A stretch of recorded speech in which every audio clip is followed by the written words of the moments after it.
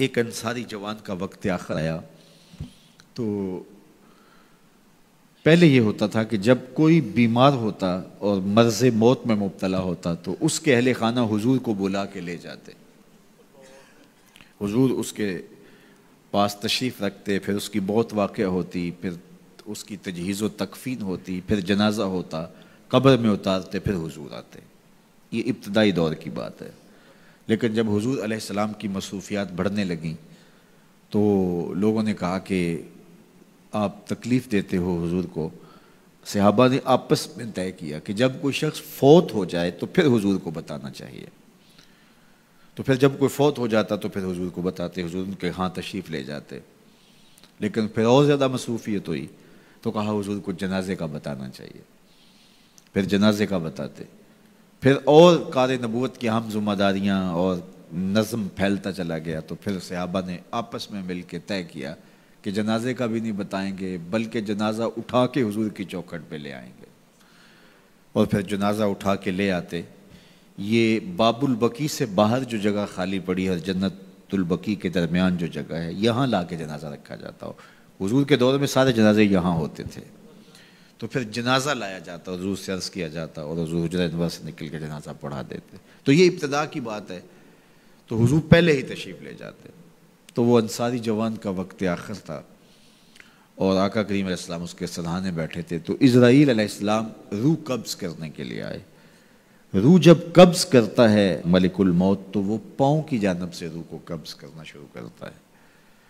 تو جب اس نے پاؤں سے اپنا کام کرنا شروع کیا تو حضور نے فرمایا اے اسرائیل ذرا نرمی کرنا، یہ میرا غلام ہے.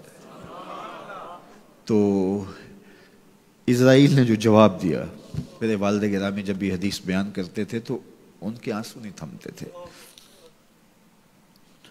تو اسرائیل نے جو جواب دیا وہ کیا تھا؟ کرے عینہ کا، حضور آپ کی آنکھیں ٹھنڈی ہو جائیں، حضور آپ کی آنکھیں ٹھنڈی ہو جائیں. صرف اس کے ساتھ نہیں، آپ کا جو بھی غلام ہوگا اس کے ساتھ نرمی کروں گا، اس کے ساتھ نرمی کروں گا. تو حضور کا رخ انور اس وقت اگر نصیب ہو جائے، اس وقت حضور کے چہرے کی زیارت نصیب ہو جائے تو مجھے بتائیے کہ پھر تو زندگی کی جستجو ہی کامیاب ہو گئی. اللہ ہمیں حضور کی محبت عطا کرے اور ہمارے باطن کو ستھرائی دے دے.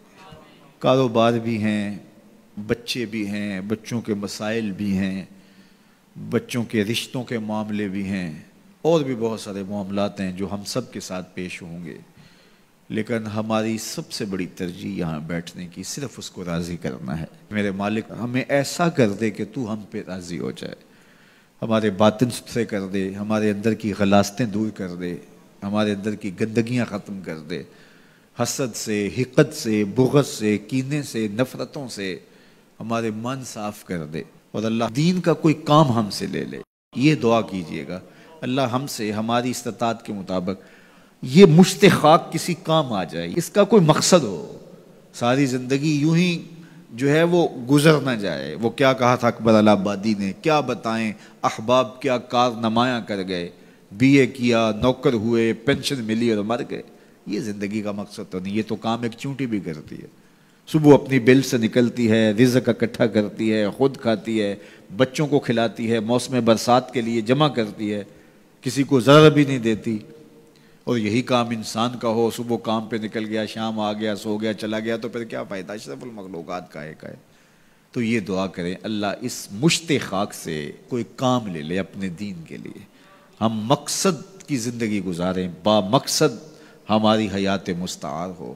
اور وہ با مقصد تبھی ہو سکتی ہے کہ اللہ رسول کی راہوں پہ گزاروں میں انسانیت کی خدمت کریں. سب سے بڑی خدمت انسانیت کی انسانی ہدایت کے لیے کوشش ہے. انسان کی سب سے بڑی ضرورت ہدایت ہے. تو انسانی ہدایت کے لیے کوشش یہ سب سے بڑی انسانیت کی خدمت ہے. اللہ ہمیں توفیق دے، اپنی پناہوں میں رکھے.